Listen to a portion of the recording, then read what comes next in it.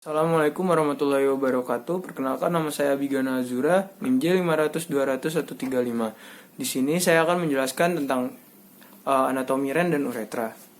Ini gambarnya. Yang pertama, ren. Ginjal atau ren terletak di belakang posterium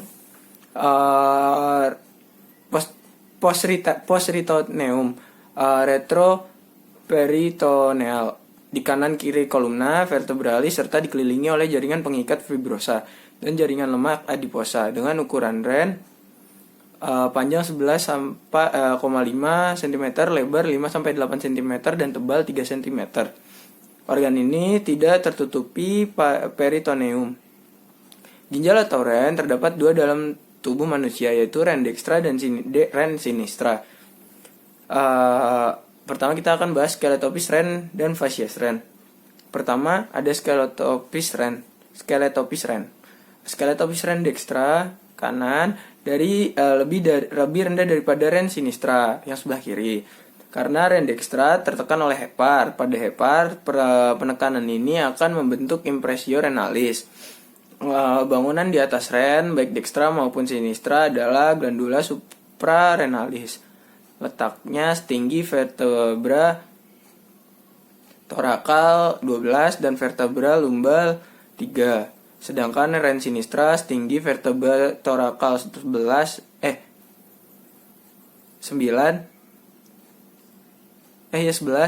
dan vertebra lumbal 2. Facies ren, letak dari ren berada di dorsal abdomen akan menyebabkan ren berdekatan dengan organ lain, sehingga ren akan memiliki area yang menjadi tempat singgungan dari organ di sekitar yang disebut facies. Facies permukaan ren dibagi menjadi dua, yaitu facies anterior dan facies posterior. Khusus pada facies posterior atau dorsalis, facies ini akan menuju dorsomedial, terletak di daerah jaringan longgar serta jaringan bebas dari peritoneum. Pada facies anterior akan dijelaskan sebagai berikut oleh saya. Area suprarenalis ren dextra di ekstremitas superior bersentuhan dengan glandula suprarenalis. Ren sinistra di ekstremitas superior bersentuhan dengan glandula suprarenalis.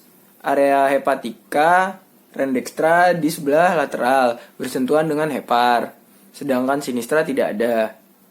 Area kolika di ren dextra di sebelah kaudal bersentuhan dengan flexura coli dextra, agar kemedial bersentuhan dengan intestinum tenue.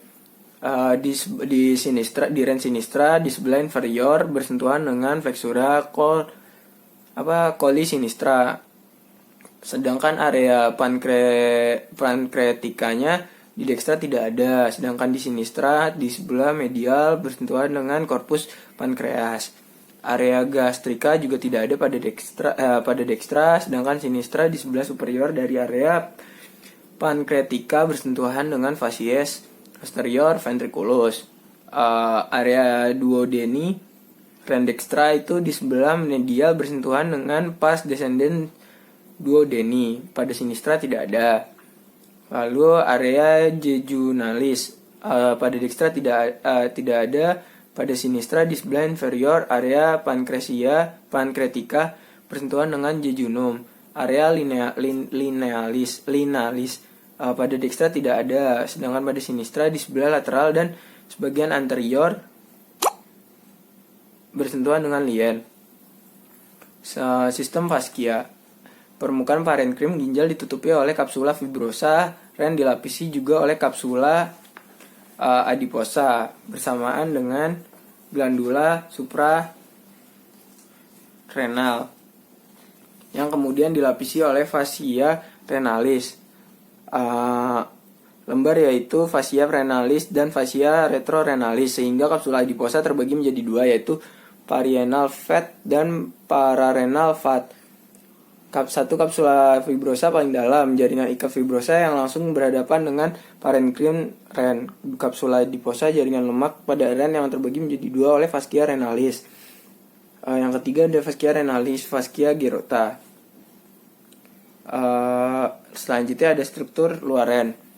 Struktur luar ren itu yang pertama ada margines, yang kedua ada ekstremitas, yang kedua ada hilum renalis, yang ketiga ada hilum renalis, yang keempat ada sinus renalis, yang kelima ada pelvis renalis. Sedangkan struktur dalam ren, yang pertama ada cortex renalis, bagian terluar dari ginjal. Yang kedua ada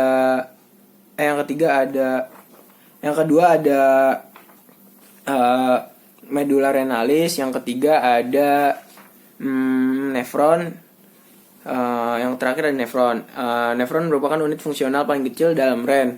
Struktur dari nefron berawal dari glomerulus, capsula Bowman, tubuli contorti, proximalis, ansa Henle, tubuli cortoris distalis, ductus Colligen. Proses terbentuknya urin akan melalui jalur-jalur tersebut terdapat pada korteks, substansia corticalis, dan medulla substansia medullaris.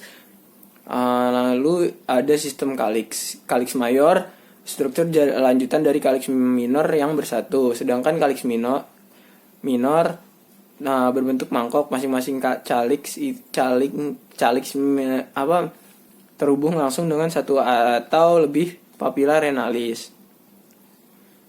Lalu ada fikasi ren. Ren terlihat lunak pada bagian diafragma, maka ketika respirasi bisa bergerak-gerak struktur yang menfikasi ren. Terus ada vaskularisasi dan inervasi. Pada vaskularisasi, arteri renalis bercabang menjadi remur anterior dan remur posterior. Arteri interlobularis menjadi arteri arcuata, menjadi arteri interlobularis menjadi arterioda afferent glomeruli, lalu di vena interlobularis menjadi vena arcuata, lalu vena renalis, yang terakhir vena cava inferior. Sedangkan pada inervasi plexus renalis dibentuk oleh cabang-cabang plexus coecolicus bagian atas dan bawah ganglion coelicus.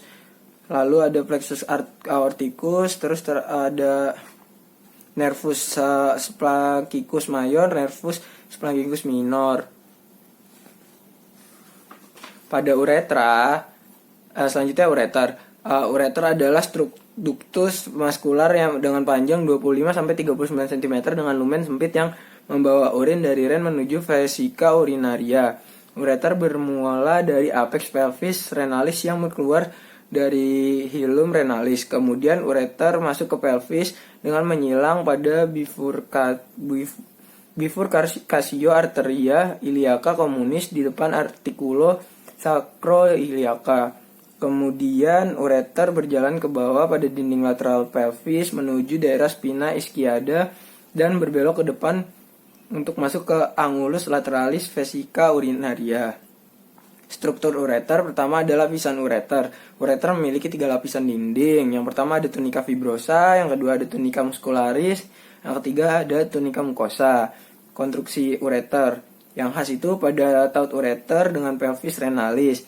Yang kedua ada persilangan pada tepi apertura pelvis superior atau persilangan arteri avi iliaca communis. Lalu yang ketiga ada tempat masuknya ureter pada vesika urinaria. Terus ada vaskularisasi dan inervasi ureter. Vaskularisasinya terdapat pada yang pertama ada ujung atas arteri renalis, yang bagian tengah arteri testicularis atau arteri ovarica. Yang ketiga inervasinya terdapat di plexus renalis, plexus testicularis dan ovarica, plexus hypogastricus di dalam pelvis. Yang terakhir ada serabut-serabut afferent berjalan bersama dengan saraf simpatik dan masuk medula spinalis setinggi lumbalis 1 dan 3. Mungkin hanya sekian yang dapat saya sampaikan. Mohon maaf bila ada kesalahan. Wassalamualaikum warahmatullahi wabarakatuh.